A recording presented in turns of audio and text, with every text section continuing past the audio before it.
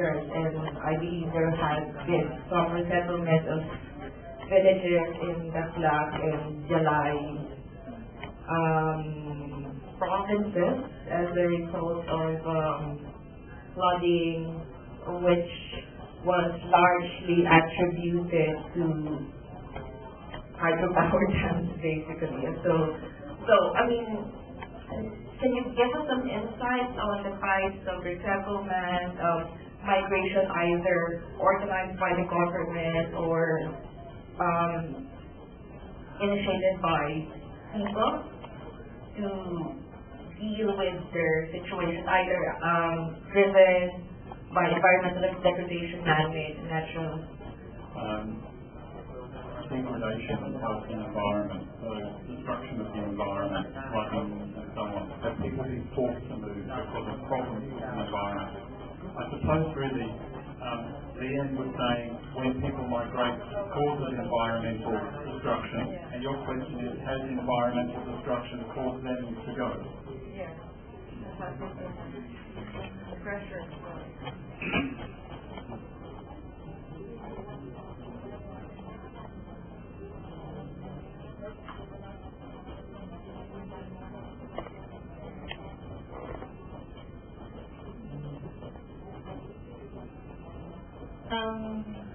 My lesson in Vietnam is actually continuous migration. In original place, they have a problem with their life, and then they want to move to new destination. And in new destination, they have to do many activities for their new life, because in new area, so they face with new difficulties compared with the original area. So that's why they do many activities that can affect to environmental, such as flooding or forest degradation and soil erosion or something like that. But it's not activity, but it could be series of activities either at the household and series of actors working too.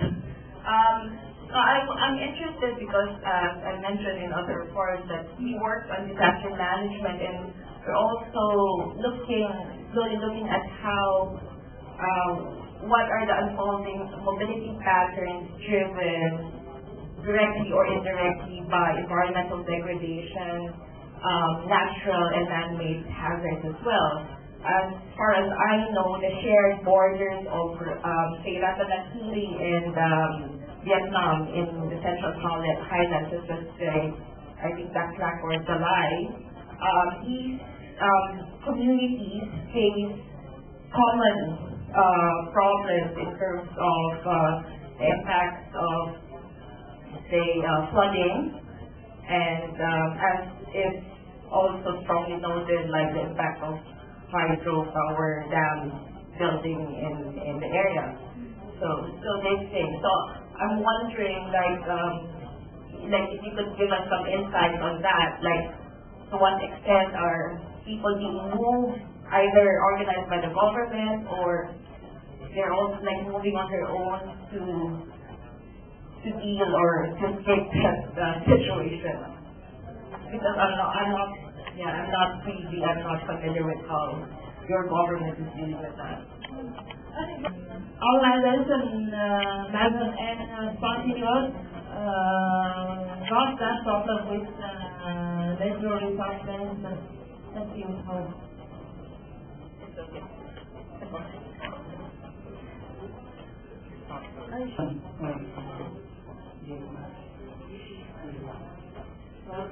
When the moreមួយគឺតើតទៅនឹងការចំណាក់ស្រុកនៅកម្ពុជាជាធម្មតាចំណាក់ស្រុកពីជនបទមកទីក្រុងដើម្បីរកការងារធ្វើវានៅវៀតណាមមានពីក្រុងទៅជនបទពីជនបទមកទីក្រុងបាទតើខ្ញុំចង់ថាតើមានបញ្ហាខ្លះដែលប្រជាពលរដ្ឋត្រូវបានចាក់ចេញពីក្រុងទៅជនបទវិញបាទហើយមួយទៀតខ្ញុំក៏ต้องពោលឲ្យគ្រូបន្ថែមទាក់ទងទៅនឹងវិញនេះ ចំណុចមួយនៃចំណុចក្រោយគឺការបបំផ្លាញខាងការនៅតំបន់សេដ្ឋកិច្ចតើនឹងវាមានន័យយ៉ាងម៉េចក្នុងជួរបំពេញបន្ថែមមកឡើយនេះ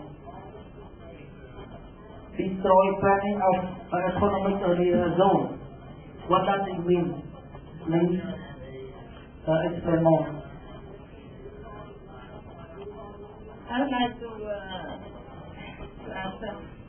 The first one you asked, the reason that people from city to rural and from rural to city, people from rural area to urban area, most of them they come to big city in their free time. Means that in their original area, they do the activity in crop, and when their crop is finished, they don't have to do. That's why they come to the city for extra work, extra job. And when the crop is in, so they come back to their village for new crop. And people from city come to rural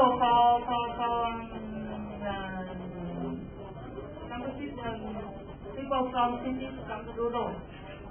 Most of family in city, they are not ensure their life in the city because in city living cost is very high, so they cannot manage. That's why they look for area in rural for new life. People migrate spontaneously, illegally in Vietnam. You showed how they need to use resources like forests for building houses. But how do they support themselves with subsistence? Where is the land for agriculture? How do they actually... I don't understand with the spontaneous migrants and moving to areas where there are already people. How do they find the means to support themselves in those environments, and what effect does that have on natural resources? For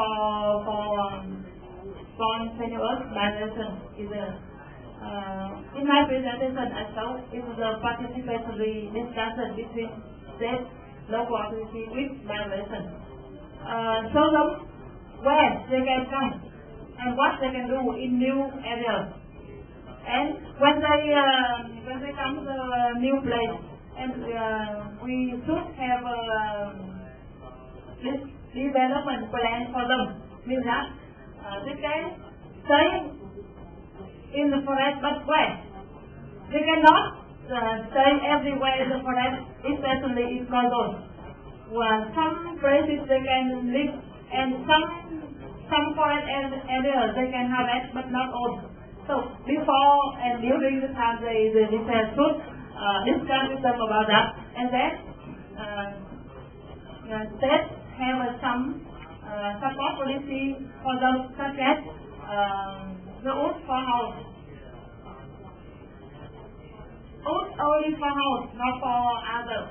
Means that to make the house they need at least some wood for their house. And they should manage the harvesting method of them. Means that migrants still have stable houses, but we still protect natural resources. Do they grow crops? How do they eat and survive? If in the forest, they of course hunt animals for their daily food. But the local authorities should advise them which animal can be hunted and which cannot be. Cannot let them do whatever they want. Just an observation from me. In one of the last slides that Lien had, she mentioned biodiversity, and this is an important consideration too, because if you have population that are moving into protected areas where the protection is based on the conservation of